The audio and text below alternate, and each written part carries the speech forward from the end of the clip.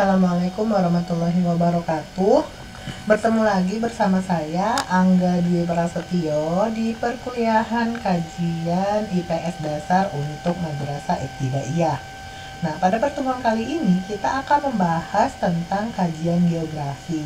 Nah, kenapa di sini ada nama Bu Dewi Hambarsari? Karena pada mata kuliah ini kami berkolaborasi atau tim teaching untuk membuat materi, yaitu 3 pertemuan pertama itu saya, lalu 3 pertemuan selanjutnya adalah Ibu Dewi Hambarsari.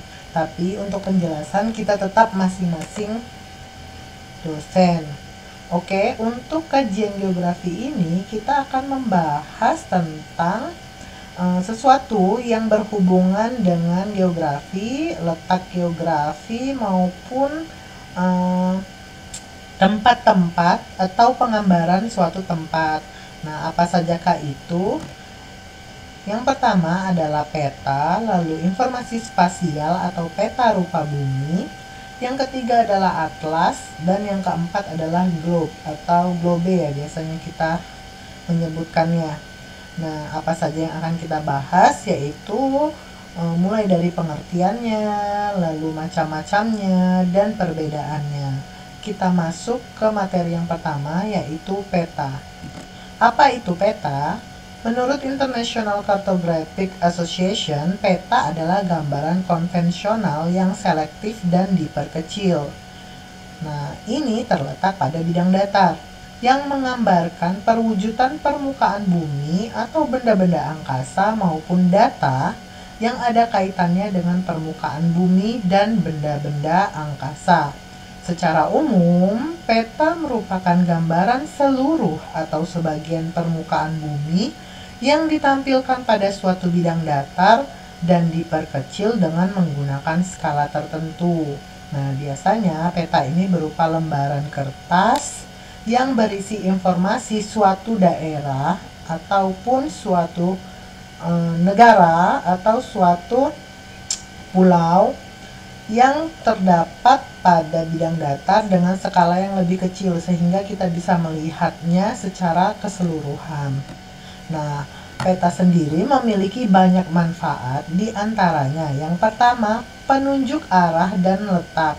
Apalagi sekarang sudah ada yang peta digital ya, seperti Google Map dan lain sebagainya. Lalu juga sebagai alat informasi, karena berbagai macam informasi bisa diperoleh di peta dengan melihat simbol dan legendanya. Penunjuk luas dan jarak, serta alat pembelajaran mengenai wilayah-wilayah yang ada di permukaan bumi. Dengan menggunakan peta, kita dapat mempermudah untuk melihat apa saja sih yang ada di bumi ini dalam satu lembar kertas atau bidang datar. Nah, syarat suatu peta dikatakan baik yaitu yang pertama, sama bentuk. Artinya, bentuk yang digambar sesuai dengan bentuk sebenarnya di muka bumi. Kalian masih ingat kan ya, waktu kita SD atau SMP kita disuruh menggambar peta, biasanya itu Pulau Sulawesi atau Pulau Sumatera atau peta Indonesia. Nah, itu kita menggambarnya harus sesuai dengan bentuk yang sebenarnya. Lalu sama jarak.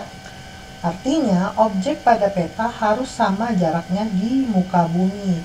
Jika kita membuat suatu peta, maka kita mendeskripsikannya jaraknya antar suatu wilayah dengan wilayah tertentu harus sama dengan jarak yang sebenarnya. Nah, dan yang terakhir adalah sama bidang. Luas daerah yang digambar sama dengan luas yang sebenarnya. Jadi peta tersebut adalah keadaan yang sebenarnya, hanya skalanya diperkecil atau luasnya tersebut disesuaikan dengan bidang datar yang dipunya. Namun untuk jarak, untuk bidang, untuk bentuk tetap dengan sesuai yang sebenarnya. Nah, ini adalah komponen peta. Di sini kita menggunakan sebagai contoh Provinsi Jawa Barat. Nah, komponen peta meliputi judul peta, lalu ada garis astronomis, orientasi peta atau arah mata angin, peta insert, legenda, skala, simbol, sumber peta, tahun pembuatan, garis tepi, dan lettering. Nah, di sini adalah penjelasan dari beberapa komponen peta. Yang pertama adalah judul peta, sudah jelas ya untuk mengetahui informasi yang disajikan dalam peta. Lalu orientasi peta dibuat dengan anak panah mengarah ke atas yang menunjukkan arah utara dan dapat divariasi dengan arah mata angin lainnya. Lalu ada simbol peta yang mewakili kenampakan alam dan kenampakan budaya di muka bumi. Legenda peta itu berisi keterangan dari simbol-simbol yang ada di peta. Garis astronomis, garis hayal pada peta terdiri atas garis bujur atau median dan garis lintang atau paralel. Skala peta adalah perbandingan jarak peta yang sebenarnya dengan muka bumi. Nama tempat atau lettering, tulisan pada peta yang berupa nama tempat pada objek-objek di peta.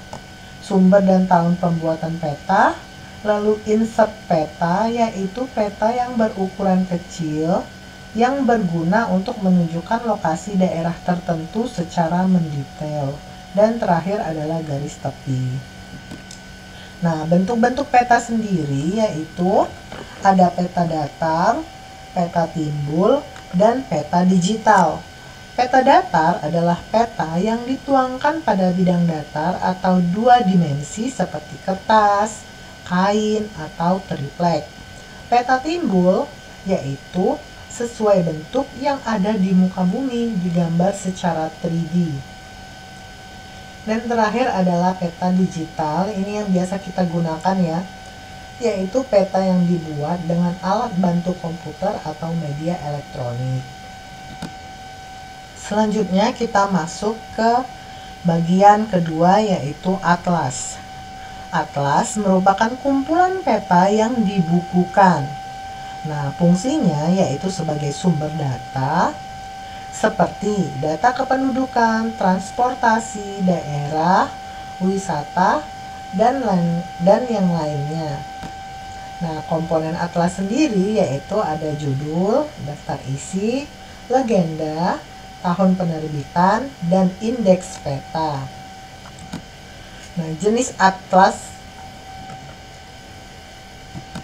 atlas berdasarkan cakupan wilayahnya yaitu atlas nasional, atlas dunia, atlas regional, dan atlas alam semesta. Lalu apa perbedaannya? Atlas nasional berisi lembaran-lembaran peta wilayah dalam suatu negara. Sedangkan dunia yaitu memuat negara, kawasan, dan benua yang ada di dunia. Sedangkan regional yaitu hanya memuat suatu kawasan. Contohnya peta ASEAN. Lalu atlas alam semesta yaitu berisi peta-peta dunia dan juga peta jagat raya. Contohnya peta langit utara dan selatan yang menggambarkan bintang dan jagat raya. Lalu masuk ke yang selanjutnya yaitu globe. Globe adalah gambaran bola bumi yang diperkecil dengan bentuk yang hampir sama dengan bentuk bumi. Globe dapat diputar untuk mempermudah mencari suatu tempat atau negara. Biasanya di sekolah-sekolah ini akan ada ya globe itu, yaitu adalah miniatur dari bumi. Jadi bentuk bumi yang sebenarnya dimampatkan menjadi kecil agar bisa dilihat oleh manusia. Manfaatnya sendiri yaitu menggambarkan batas-batas negara dan kota besar secara jelas, sehingga globe dimanfaatkan untuk kepentingan politik.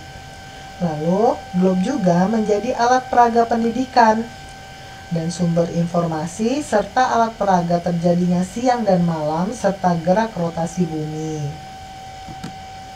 Nah, berikut adalah contoh dari peta, atlas, dan globe. Jadi bisa kita lihat ya, kalau peta itu hanya suatu bidang datar, kalau atlas adalah beberapa bidang datar yang dibukukan, lalu globe adalah miniatur dari semua peta yang ada di dunia.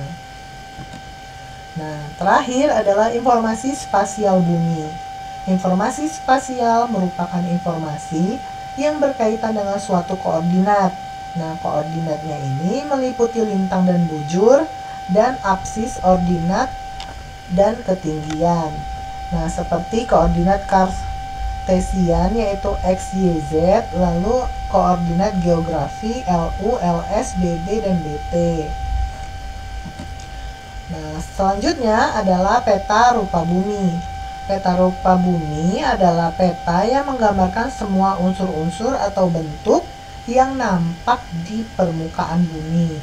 Unsur-unsurnya meliputi sungai, garis pantai, danau, hutan, gunung, dan lain sebagainya, maupun unsur buatan manusia seperti jalan, jembatan, pemukiman, pelabuhan, dan batas administratif wilayah. Di sini adalah contoh peta rupa bumi Kebun Raya Bogor. Bisa dilihat ya. Ada jalan, ada sungai, ada nama-nama daerahnya. Nah, ini adalah peta rupa bumi. Nah, baiklah, demikianlah materi pada kali ini. Terima kasih sudah menyimak dengan baik. Jika ada pertanyaan, silakan kalian tuliskan pada kolom komentar. Bagi temannya yang bisa menjawab, silakan ditanggapi. Untuk selanjutnya, kita move di forum diskusi. Wassalamualaikum warahmatullahi wabarakatuh.